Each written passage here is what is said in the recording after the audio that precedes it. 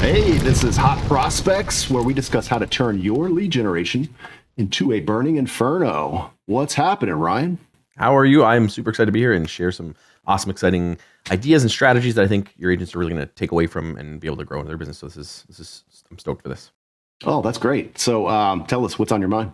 Yeah. So like your hot prospects and like I like my hot peppers, I like things hot. So I'm going to share some hot tips on what I think is a great strategy that agents should be leveraging in their business if they're not already, and hopefully give you some tips on how to kind of take it to the next level and get more from it. So I want to dive into how to use hyper local business interviews to really grow your own business and help the community. And I'm a huge believer in creating community-based prospecting, community-based engagement, because you're going to get the most from that. So I'm going to share what I think is an underutilized and probably not even utilized very well strategy that I think if you implement will have some great tactics in your or great advancements in your business. So, Well, hold on a second there, Ryan. Are you trying to tell me about cell phone videos with your favorite barbershop? absolutely. Oh, great. I love this stuff. Yeah, I should be hitting up the barber soon, but yeah. So the reason why I think this is great is because agents miss the ball when they are doing video. Most agents end up doing videos about themselves, and they get out there and beat their chest and talk about how great they are if they even do video. I'm number one, baby. I just sold a home. I've sold more homes. I'm great. Or call me if you need a home evaluation. And it's really about themselves.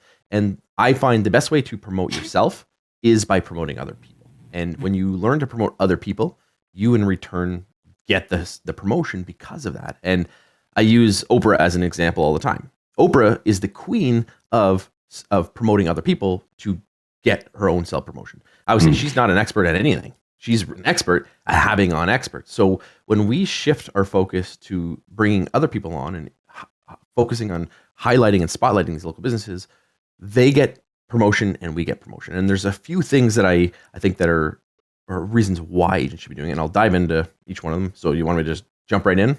Yeah, I was just going to say, so you're talking about jumping on the top of the couch like Tom Cruise when he's talking to Oprah Winfrey. So get excited about it, right? Yeah. So give us an example. Yeah. So the first reason why I think it's important to do is, like I said, it helps promote you and it helps connect you with the local businesses. And that alone, if you just did the local business interviews, if you're just out connecting with local businesses, that relationship can drastically change the course of your business. And for, again, a lot of agents, they are become kind of solo focused on themselves, what's happening in their own market. So just getting out and meeting local businesses will open up a world of opportunities that most agents miss out on. And I can tell you, I've been around 15 plus years in the business. Most agents are not willing to connect with local businesses, or if they do, all they care about is the home inspector, the home stager, the lawyer, the mortgage broker, and that's really the extent of the local businesses that It's boring. It's boring. And like my first broker said, you can't make money sitting in the office, I guess, unless you're calling FISBOs. But regardless, going out in the market, being around other people, you're bumping into humans.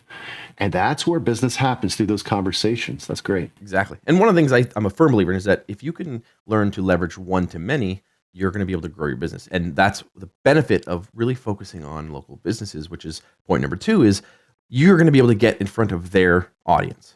So local businesses, if they're in business, obviously have some form of client, otherwise they wouldn't be in business.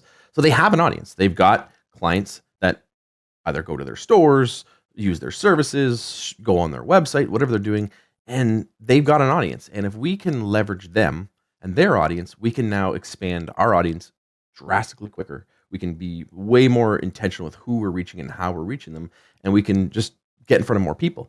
And the magic thing happens is just like this interview, and when we're having this kind of conversation, when this is done and I'm going to now share it with my audience and you're going to share it with your audience. So we just reached 2 times the audience. And when people are being interviewed, there's something psychological that changes. And it's not just the same as, hey, I just ran an ad. And I joke all the time and I say, if I go run a Facebook ad, I'm not going to go run to my parents and be like, Mom, Dad, I just ran a Facebook ad for my business. But if I got featured on something or if someone interviewed me, I'm going to tell my friends and tell my family and showcase that. To this day, my mom has from almost 10 years ago, I was on the front page of the newspaper. I did an event and she still has it on her fridge because she's proud of it. And so she loves it. And I bought copies of it. So What happens is when we interview, I thought you were going to say, just so you know, I thought you were going to say that finger painting from the third grade, but that's behind it. So it's stacked up. it's framed. Exactly. Actually, no, it's funny. She has a little duck I made when I was in like grade 4 that I made out of clay, and that's still sitting in the bathroom. Stop. You're quacking me up. So yeah, you get in front of their audience and they're going to share that with you or with their audience. And what happens is they build trust instantly because that person shared it. So the person that they already trust, the business that they're already supporting, the people that they're already in relationship with is seeing, hey, they just shared this video that they got interviewed on. So now there's an instant trust factor and they're connecting the trust to you and you get that trust, which is, in my opinion, huge because if you were to do traditional geographic farming where you're sending out a bunch of postcards, it takes a long time for people to go, okay, I know this person, I like this person, I trust this person.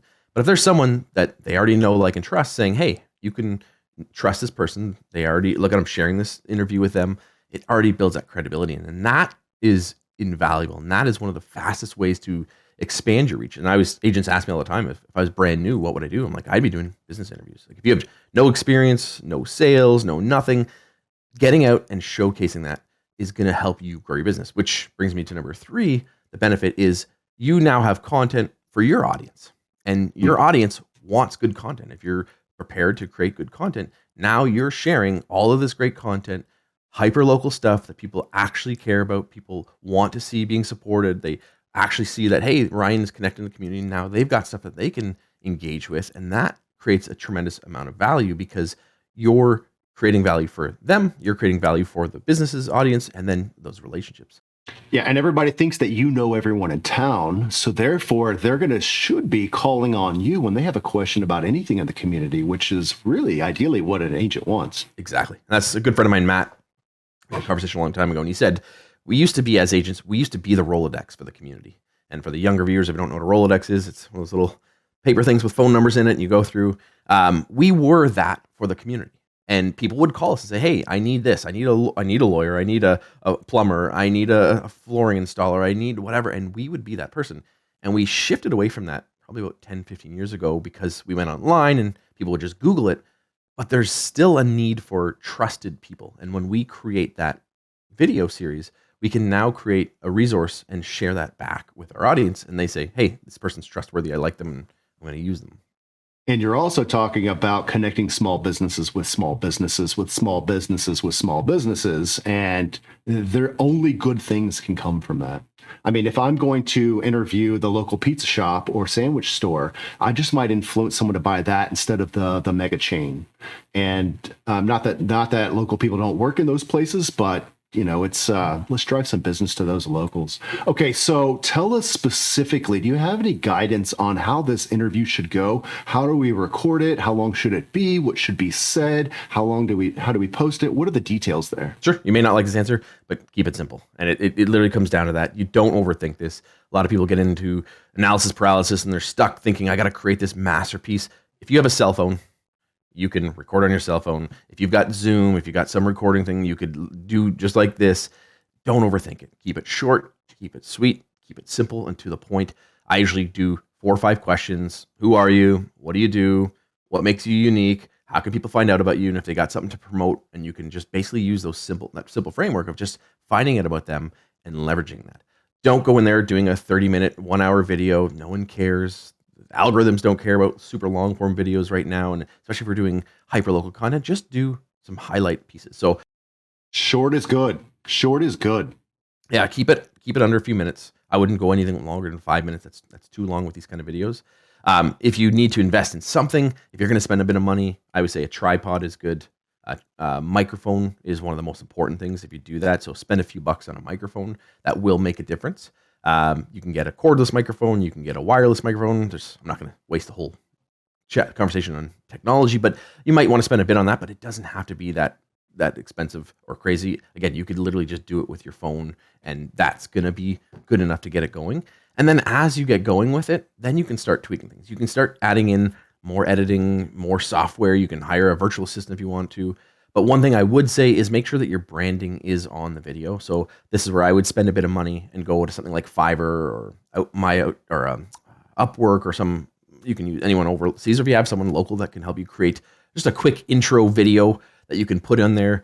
So we do an intro and an outro. You could create one on Canva. You can do your own if you're creative. Put an intro and outro on there and put that on all your videos. So that way people have that, they see it, and that helps tie you to that. But the key thing that a lot of people don't do is make sure you do introduce yourself and explain who you are. So don't just be doing videos and don't just say, hey, we're here with. Give yourself a pitch, give yourself a shout out. You're allowed to do that. This is part of why you want to promote yourself, but you're doing it by promoting other people. So make sure that you are saying, hey, Ryan here with the whatever team or whoever you are, local real estate agent, we're just here interviewing so-and-so, and just keep it short. Another tip I would say is let people know that who are being interviewed that this is for their benefit. And this is where a lot of people struggle going, how am I going to get people to be on this? I'm telling you, I've coached a lot of agents. I've trained it. I've done my own. Most businesses are dying to be doing something like this. Most people are not approaching them to do this, but we have to pitch it in a way that it benefits them. And as soon as you say, hey, you know what, we're just doing this because we want to bring some extra attention and promote some local businesses, to bring some awareness to some of the local businesses, because I'm really a big supporter of small businesses in the area. They go, oh, okay. Then their guard's off. They're not worried that you're trying to sell them something. It's just, hey, we're just trying to help support local businesses. And most of them will be like, okay. The other biggest objection you get is they're afraid to be on camera. Those are the two. I can see that. Oh, the camera adds 80 pounds to my face. Yeah, I think it's the pizza. Exactly. Great pizza. If you want to know where to get pizza, go to John's Pizza, and then you can do a plug. That's right. That's right. So, it looks like we're losing your face there. Yeah, and I know how to fix this, but controls are not the same as they used to be. All right, regardless, I think that what you had to say there is awesome. We're going to fix that video glitch in the next one. Ryan, everything that you had to say, we can still hear you, so don't be afraid to speak. I love this idea. I think that it's a wonderful one. It's one I've been advocating agents do for years and years. To me, it's more like having going right in there and highlighting somebody else without yourself being the center of attention. Like you said, make sure that you turn the camera on yourself in the beginning. Hi, it's me. I'm your favorite agent. Now let's talk about this guy. Don't ask for free pizza while you're doing your interview. You know, this is not a quid pro quo up front. However, once you get that uploaded to social media, you tag the other guy, say share it with yours, put it on your thing, and then from there, then watch it blossom. Also, don't forget you can revisit the same vendors again and again. You know, maybe a month goes by, 6 weeks, 2 months, depending on how big your market is. Maybe you've got some favorites. Maybe somebody is really good on camera and they're fun to talk to. And they keep going, you know, and you can go in those strip malls, or you can go from one door to the next, to the next, to the next. And you might want to try a time of day that they're not as busy, which is just before lunch, or maybe it's between lunch and dinner time. And of course, I say that because of restaurants, but, you know, barbershops probably have a similar kind of thing. Same with shoe repair stores. There's high times when traffic comes in and low times. And so go in there when they're not quite as busy, unless they want you to come in when they're busy and do a quick 90 seconds.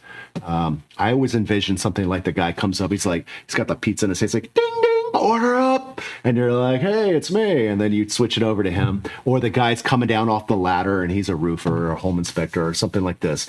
Yeah. And, you know, it's real quick and easy. And Ryan, that right there, I believe if an agent did this and they made one video per day to put out there, that within relatively short time, they should have more business than they can shake up a slice of pizza at, right? And if this was your only way of prospecting, it would bring home the bacon for years to come.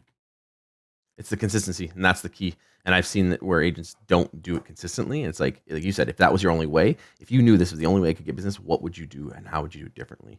And the key too, I think, is being open to change and adapt as well. Just because you start now doesn't mean it has to be perfect right away. Keep getting better. You can invest in some better equipment. You can add in things like you said, go back and re-interview people. This will work and it will position you so much different than every other agent who's out there beating their chest saying how great they are. This is going to help you be that community expert and the ambassador. Did I mention that I was number one? Yeah, exactly. All right. Well, that's awesome, man. You gave us a lot to consider, as well as, I would say, marching orders to go and get it done. So if you out there are listening to this and you found value in this conversation, then I tell you what, share this video with a friend, give it that thumbs up, come visit our websites, communicate with us. Otherwise, go out there and get it done. We'll talk to you the next time. Thanks, Ryan. Thanks.